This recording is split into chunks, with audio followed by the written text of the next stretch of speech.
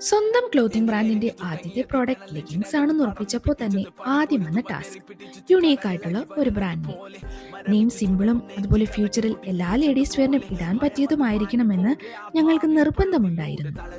Brand name select ചെയ്യുമ്പോൾ ബ്രാൻഡിന് നൽകാൻ ഉദ്ദേശിക്കുന്ന പേരിൽ ഇതുവരെ ആരും ബിസിനസ് രജിസ്റ്റർ ചെയ്തിട്ടില്ല എന്ന് ആദ്യം ഉറപ്പുവരുത്തണം.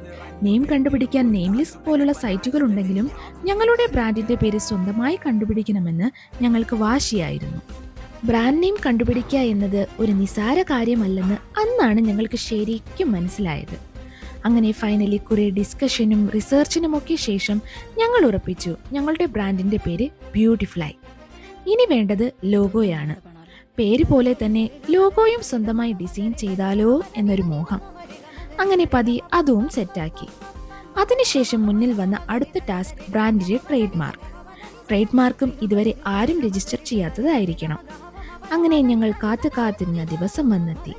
ഇന്നാണ് ഞങ്ങളുടെ ബ്രാൻഡിന്റെ trade mark approval checking day.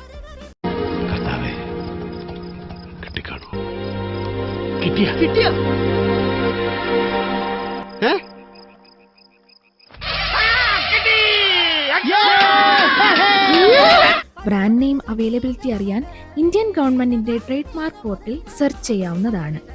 ടാസ്കുകൾ ഇവിടെ തീരുന്നില്ല കേട്ടോ. Stay tuned.